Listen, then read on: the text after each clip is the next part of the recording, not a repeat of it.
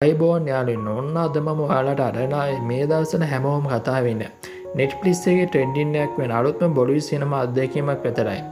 ඔව් 2007 අවුරුද්දේ බූට් බාලය බලලා අපිට බය වෙන්න වගේ බඩපැලෙන hina වෙන්න සලස්සපු අපි ආදරණීය අක්ෂේ කුමාර් සහ සුපිරි අධ්‍යක්ෂක ප්‍රියදර්ශන් අවුරුදු 17කට පස්සේ ආයෙත් එකතු වෙලා කරපු අලුත්ම මැජික් එකක් තමයි බූත් බංගලා කියන්නේ. ඉතින් මේ අප්‍රේල් මාසයේ දිරගත වෙලා මේ වෙනකොට කෝටි 240කට වඩා ආදායමක් ඔබලා තියෙන මේ හෝරෝ කොමඩි එක ඇත්තටම බූට් බාලියා වගේමද නැත්නම් ඒකට වඩා වෙනස්ද? අද අපි මේ වීඩියෝ එකෙන් කතා කරන්න යන්නේ ඒ ගැන. වීඩියෝ එක ඇතුළට යන්න කලින් ඔයාලා තාමත් අපේ channel එක subscribe කරලා නැත්නම් දැන්ම subscribe කරලා bell icon එකත් ඔබලා තියාගන්න. හරි එහෙනම් ලෑස්ති වෙන්න බූත් බංගලා මන්දිරේ හොල්මන් බලන්න. හරි අපි මුලින් මේ කතාවේ ප්ලොට් එක එහෙම නැත්නම් සාරාංශය මොකක්ද කියලා බලමු. කතාව ගෙතිලා තියෙන්නේ මංගල්පුර කියන පිටිසර ගමක තියෙන අතිශය දැවැන්ත හැබැයි අద్భుත මන්දිරයක් වටා. ඉතින් අපේ වීරයා තමයි අර්ජුන් ආචාර්ය. මේ චරිතය කරන අක්ෂේ කුමාර්. අර්ජුන් කියන වයස අවුරුදු 30 ගණන් වල අගභාගයේ ඉන්න සල්ලි ප්‍රශ්න වලින් උපරිමයෙන්ම හෙම්බත් වෙලා ඉන්න සාමාන්‍ය මිනිස්සෙක්. හැබැයි දවසක් ඔහුට දැනගන්න ලැබෙනවා තමන්ගේ සීයාගෙන් තමන්ට ලොකු උරුමයක් ලැබිලා තියෙනවා කියලා. ඒ තමයි මංගල්පුරේ තියෙන අර මම කලින් කියපු දැවැන්ත මාලිගාව වගේ ආචාර්ය මන්දිරය. අර්ජුන් හිතන්නේ තමන්ගේ සල්ලි ප්‍රශ්න ඔක්කොම ඉවරයි.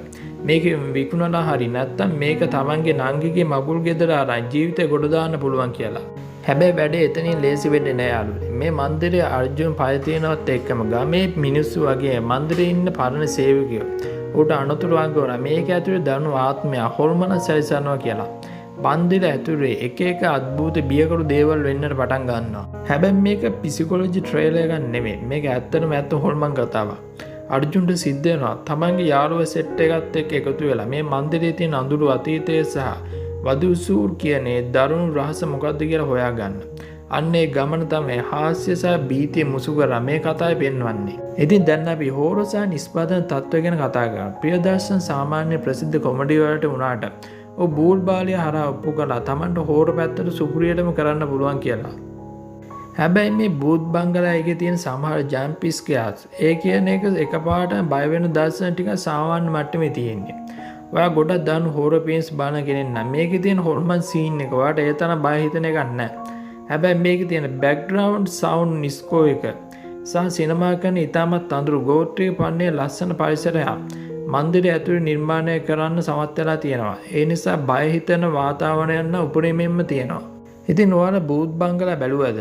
ඔයාලට මොකද්ද මේකේ වැඩිපුරම hina ගිය සීන් එක? අක්ෂේ කුමාර්ගේ රංගන ගැන ඔයාලට මොකද හිතෙන්නේ? පහලින් කමෙන්ට් කරන්න අමතක කරන්න එපා. වීඩියෝ එකට ලයික් එකක් දාලා ඔයාලගේ සිනමා ලෝලු යාළුවන් අතර ෂෙයා කරන්න.